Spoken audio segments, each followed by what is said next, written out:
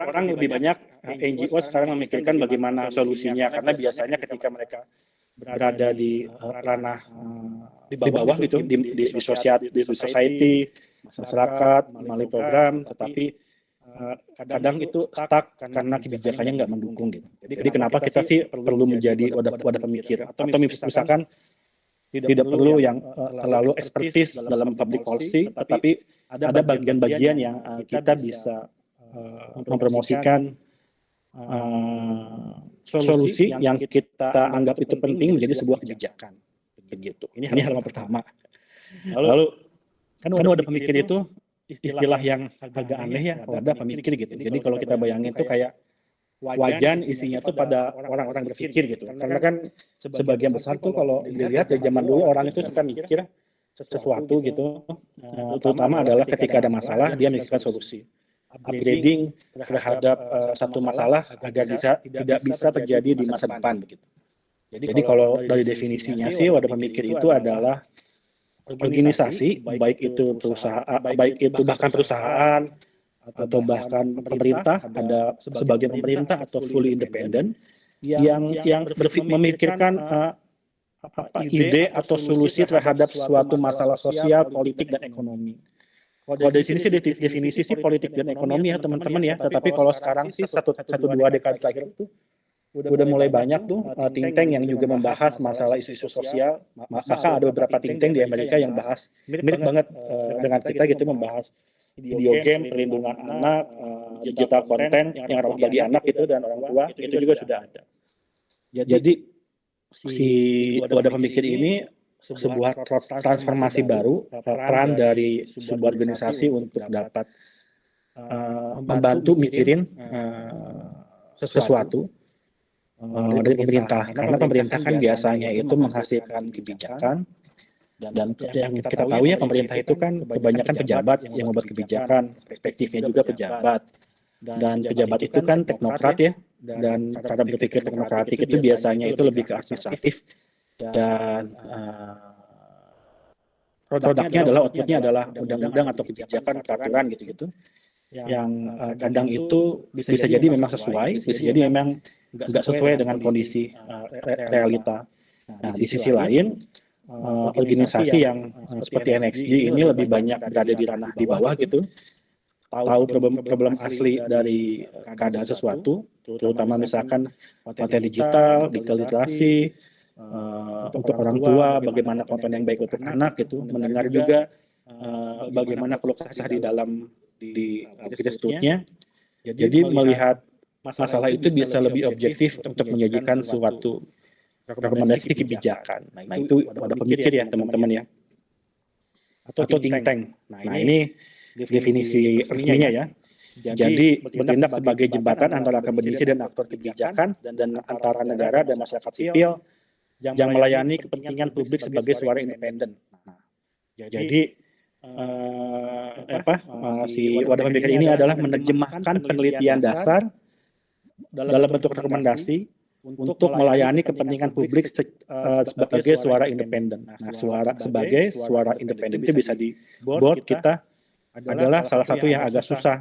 Nah, kalau misalkan pemerintah sebagai wadah pemikir, sebagai think tank, mereka akan melihat itu dari perspektif pemerintah. Jadi ada beberapa pemerintah itu kan tadi ya direpresentatifkan oleh pejabat, oleh partai politik tertentu. Kadang itu tidak begitu netral.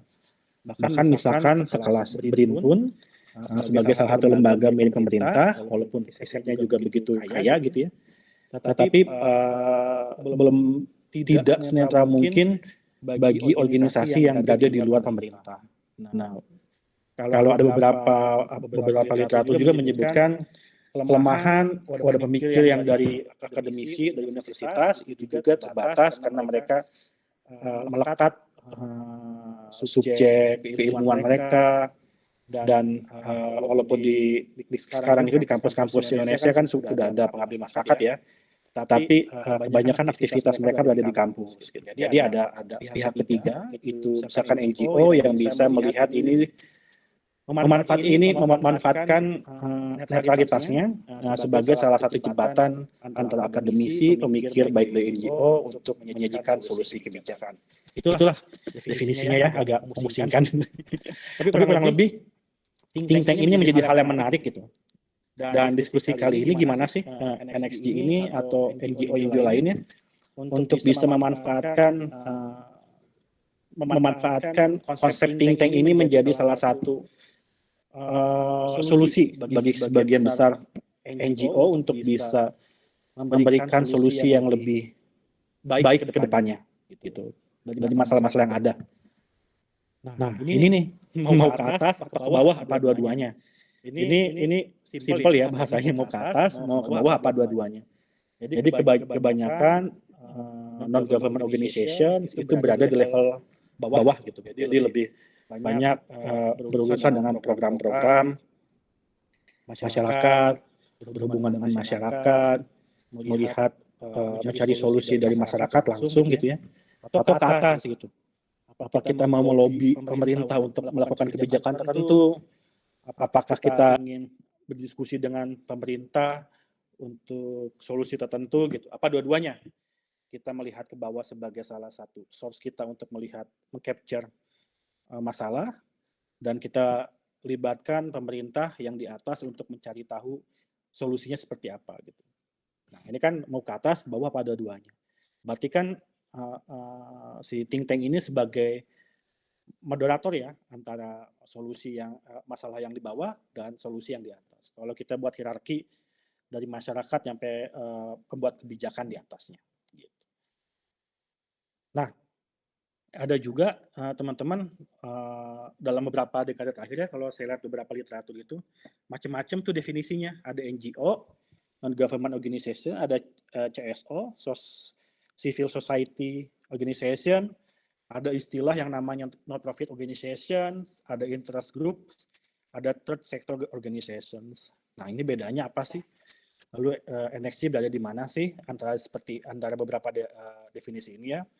Yang kita tahu kan NGO sama CSO ya. NGO kan sebenarnya non-government organization. Kalau CSO itu lebih ke ormas lah ya kalau kita lihat. Ini kan bedanya apa dengan non-for-profit, dengan interest group dan sebagainya. Nah, ini ada beberapa keyword yang muncul dari beberapa istilah ini ya. Kalau NGO dia lebih ke policy, lebih ke sosial, publik, lingkungan hidup dan sebagainya. Kalau interest group itu lebih ke lobby, politik dan sebagainya juga. Atau CSO dia lebih ke sosial banget ya, movement dan sebagainya.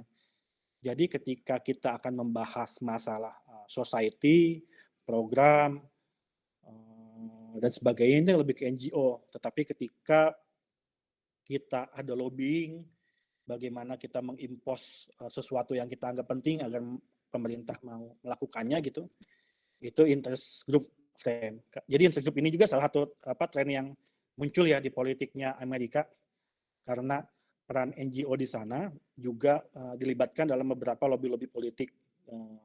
Ada interest group teori ya, kalau dilihat gitu dari beberapa hal, dan itu works gitu, bahwa nanti orang itu, think tank itu bisa memikirkan solusi-solusi nanti diakomodir sama pemerintah. Tapi kita belum sejauh ini ya, karena think tank masih dikit banget, nanti kita ada datanya sih teman-teman. Begitu juga CSO, lebih banyak ke aktivitas pergerakan di bawah gitu. Dan multiple frame ini istilah-istilah lain yang mungkin muncul yang tadi ya. Jadi ada beberapa perbedaan dan nanti kita mungkin mendefinisikan apakah kita ini sebagai NGO yang lebih ke program dan sebagainya, apa kita mau sedikit upgrading gitu sebagai interest group yang pengen memberikan solusi, pengen memaksa pemerintah untuk melakukan solusi tertentu lah gitu ya. Kalau CSO kayaknya enggak, multiple frame nanti mungkin kita bisa buat definisi sendiri di sini. Pengennya seperti apa gitu. Tapi kayaknya nanti kita mesti melakukan positioning apa ya? Ada boundaries, cut off-nya seperti apa sih antara studi yang kita lakukan, program yang kita lakukan terhadap kebijakan nanti gitu. Nah, kita bayangin aja deh gini katanya. Di suatu sekolah ya, kita buat banyak program untuk mengurangi anak-anak makan gula. Tapi kepala sekolah tetap membolehkan pedagang gulali masuk kantin. Nah, ini ada yang salah kan ya. Jadi ketika organisasi terlalu banyak di bawah gitu ya, kita buat program nih.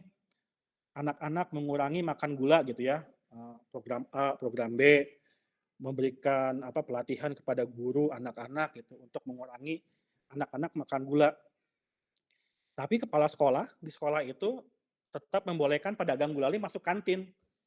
Nah, ini ada yang salah berarti di sini kan ya. Dan ini disebutnya adalah policy trap gitu. Jadi kebijakan yang menjebak satu kondisi yang memang tidak baik, tidak bisa baik karena kebijakannya memang seperti itu. Sayangnya kebijakan kita di Indonesia itu banyak yang trap kayak gini nih. Kita pengen ngembangin sesuatu industri misalkan, tetapi kebijakannya tidak memungkinkan untuk mengembangkan itu. Kita terlalu banyak banget buat program A, B, C, D gitu ya, tapi kebijakannya tidak mendukung kita untuk bisa sustain terhadap sesuatu gitu. Jadi kayak gini aja, kayak misalkan kita bertahun-tahun, puluhan tahun mengajarkan orang-orang untuk bisa mengurangi gula, tetapi kepala sekolah tetap membolehkan pedagang gulali masuk kantin, bahkan jumlahnya 70%, 80%. Nah, oleh karena itu kenapa sebagian orang, sebagian NGO, organisasi itu perlu naik ke atas. Jadi mereka tidak hanya memberikan solusi kepada masyarakat, mencari masalah, memberikan skema, memberikan platform, tetapi juga mendorong kebijakan pemangku kepentingan untuk bisa dipaksa lah bahasa kasarnya ya, untuk bisa mengikuti sesuai dengan apa yang kita inginkan. Karena yang tentunya yang kita anggap benar itu ya yang di bawah gitu. Itu prinsipnya. Nah, itu oleh kenapa kita perlu juga ke bawah dan ke atas. Nggak kebanyakan di bawah, nggak kebanyakan di atas. Gitulah. Nah ya, jadi main di atas dan di bawah aja. Jangan setengah-setengah ya. Jadi wadah pemikir itu adalah cara kita untuk memikirkan apa yang perlu dilakukan pemerintah. Bedanya dengan pemerintah, kita lebih tahu masalah praktis dan lebih netral. Dan tentunya semakin banyak think tank, semakin banyak wadah pemikir saat ini di berbagai isu ya, itu sebenarnya membantu pemerintah untuk bisa memberikan opsi kebijakan seperti apa, A sampai Z dan sebagainya ya. Karena jangan sampailah kita membiarkan pemerintah itu memikirkan sendiri solusi yang sebenarnya mereka tidak tahu benar itu seperti apa gitu. Jadi karena beberapa organisasi, terutama NXG di sini dia punya spesialis tertentu ya.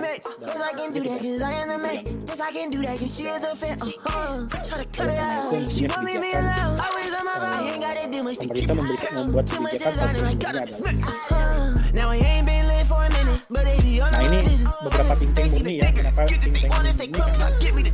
Ini sudah diakui di dunia sebagai salah satu think tank yang ada CSIS, ada ERIA, ada CIFOR. Di bidang korupsi ada ICW, ada kemitraan, ada CHIPS, ada Semeru dan sebagainya. Kalau kita lihat di sini kebanyakan itu kita pengen main game tapi berguna gitu. Punya lembaga khusus yang memantau video games. Di Indonesia nggak ada 2011. Anak-anak usia kelas 4 SD sudah bisa bunuh-bunuhan, jago, tembak-tembakan. Apa yang ada di dalam kepala mereka gitu kan? Nah pada saat itu mikir gitu. Nanti mungkin nampaknya NXG akan juga berada pada level seperti ini gitu. Bagaimana bisa berperan penting di level yang nah ini ada sedikit begini ya, walaupun dari data itu ada 30-an atau 40-an gitu ya think tank di Indonesia, tetapi yang masuk di think tank global index itu ya think tank inilah. Nah, berapa jenis sih wadah pemikir itu? Ada yang namanya autonomous dan independen. Ini interest group atau semuanya independen nih. Jadi dibiayai oleh interest group atau donor. Selamat malam teman-teman, selamat malam Akang Teteh. Kali ini aku kebagian dapat tampil ini duluan. Setengah independen. Katanya bagi ilmu, tapi ya yang autonomous itu kan pemerintah boleh membiayai gitu ya. Tetapi kalau kuasi independen itu ya tetap dikontrol pemerintah. Dapat donor dan sebagainya. Kalau government affiliated, dia bagian dari pemerintah, kuasi governmental, sebagian pemerintah, sebagian independen. University affiliated, ini dalam universitas ya. Political party affiliated juga ada beberapa parpol juga punya think tank. dan corporate ini di dalam badan swasta gitu. Jadi sebenarnya paling bagus apa? Yang paling bagus sih sebenarnya antara autonomous, kuasi atau government ya, 3 ini ya. Karena kalau kita lihat autonomous dia unggulannya adalah di sisi independensinya. Beberapa mungkin melihat ketika misalkan gitu ya, misalkan ada isu tentang game yang apa namanya? Yang bahaya bagi anak. Nanti ketika ini independen dan autonomous, orang itu akan tokoh mainnya adalah NXG. Oh ya NXG gitu. Atau orang mungkin akan bertanya ke NXG juga, pemerintah akan bertanya ke NXG. Nah, kuasi independen itu tuh sebenarnya independen tetapi orang tahu nih di belakang dia ada siapa gitu kurang lebih gitu ya. Karena biasanya kuasi independen enggak sepenuhnya akan dia bilang kuasi independen tetapi dapat dikontrol oleh apa namanya? Kelompok tertentu. Ada sih beberapa tapi tahu sendiri lah ya kalau kuasi independen siapa gitu. Government kayaknya government affiliated beberapa mungkin kayak Semeru gitu atau beberapa organisasi yang memang kuat banget pemerintah di situ dan sebagainya lah ya. University juga ada beberapa yang sudah masuk think tank. Nah, dalam 10 tahun terakhir itu muncul loh tahun 2000 ya, 20 tahun 2000-an itu muncul di Asia, Amerika Latin, Afrika, di Timur Tengah itu think tank. Jumlahnya itu meningkat sejak tahun 2000, pertengahan 2000 ya. 2005 ke atas berarti.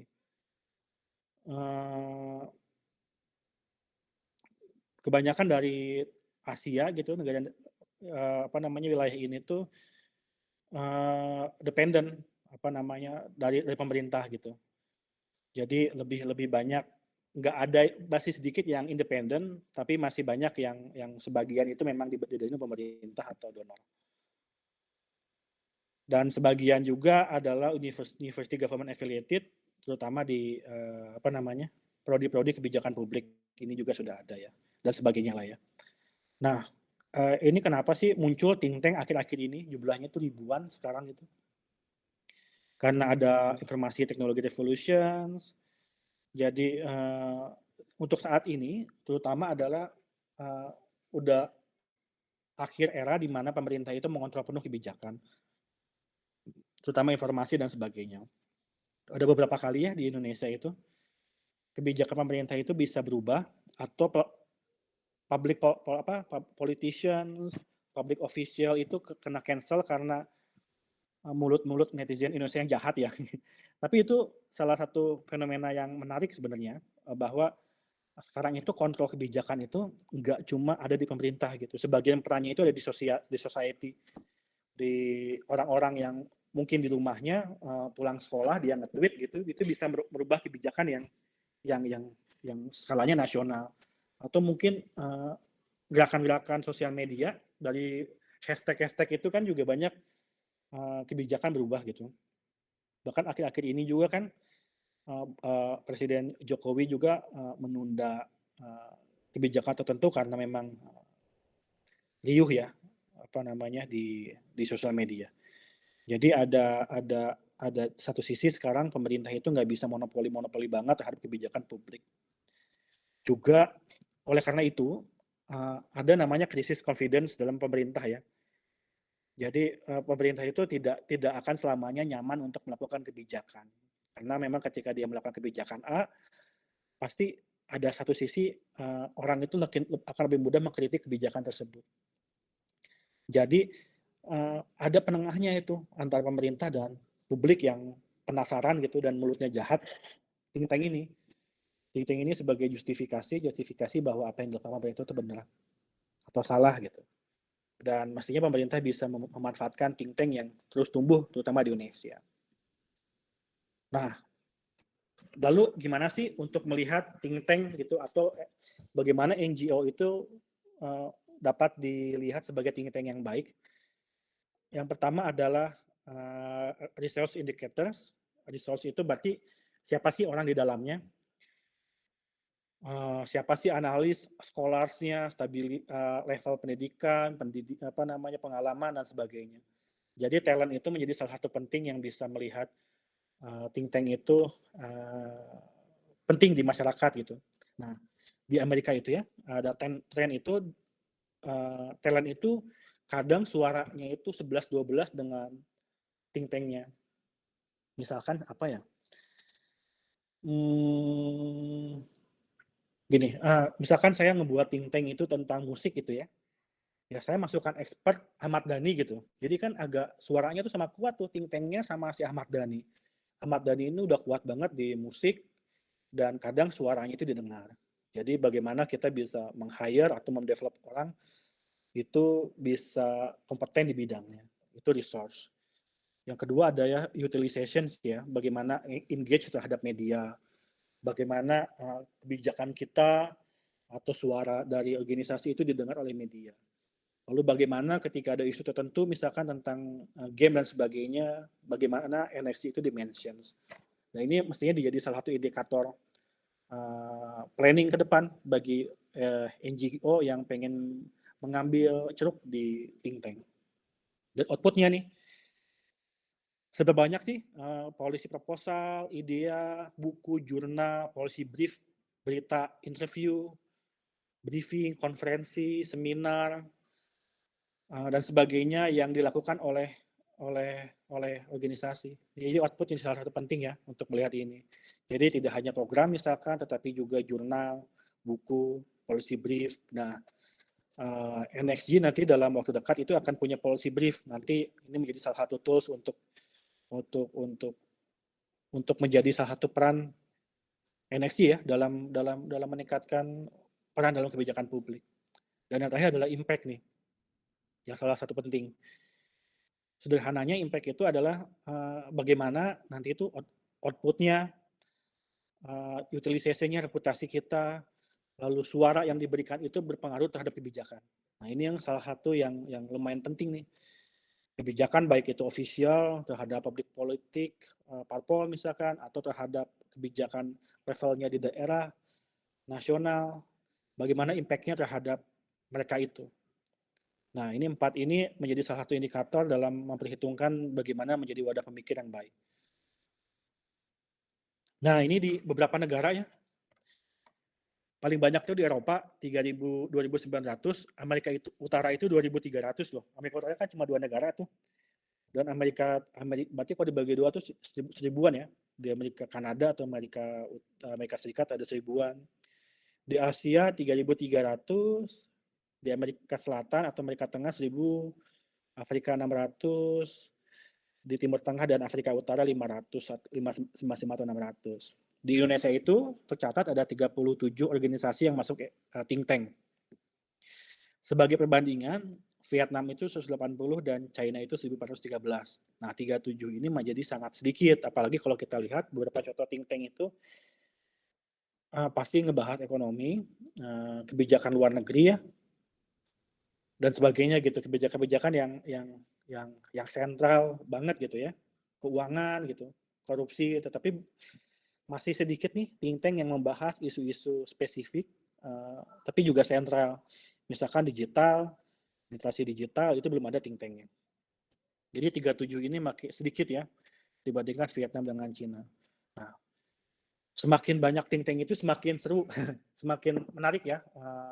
Ekosistem kebijakan yang ada di negara tersebut. Kayak di Amerika tuh yang jumlahnya ribuan itu menarik sekali gitu. Jadi setiap sektor itu dia pasti punya think tank. Ada orang yang mikirin selain pemerintah.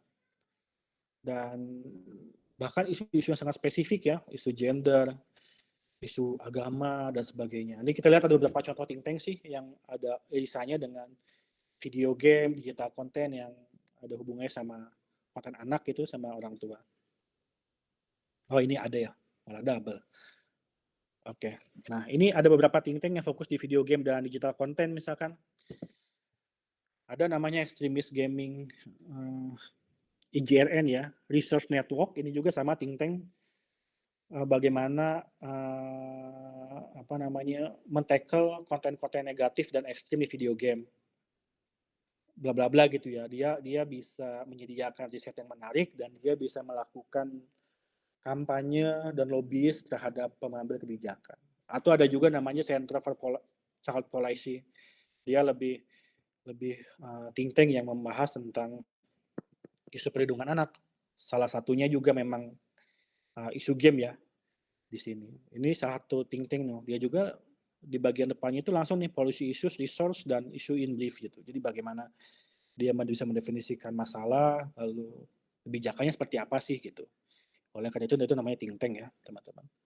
Nah, dalam konteks nggak cuma NXT sebenarnya, dalam beberapa hal gitu ya, bisa juga dilibatkan dalam NGO lain. Beberapa strategi yang bisa kita lakukan nih. Nanti kita bisa diskusi ya bareng teman-teman. Kira-kira strategi apa sih yang kita bisa lakukan untuk bisa tidak perlu think tank murni gitu yang membahas agendanya dari A sampai Z tentang keilmuan, tetapi kita coba lihat sebagian mungkin seperti organisasi pada umumnya punya program dan sebagainya strategis, tetapi di sisi lain juga mikirin kebijakannya seperti apa sih gitu.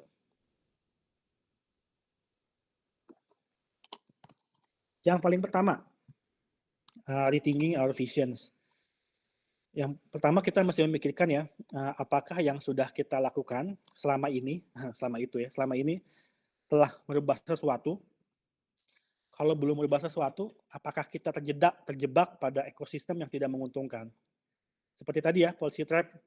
Jadi apakah ketika organisasi, NGO, atau yang tadi definisinya macam-macam, yang sudah kita lakukan dalam tahun-tahun ini, dalam puluhan tahun, misalkan 5 tahun, 10 tahun, apakah kita sudah yakin telah merubah sesuatu sesuai dengan keinginan kita?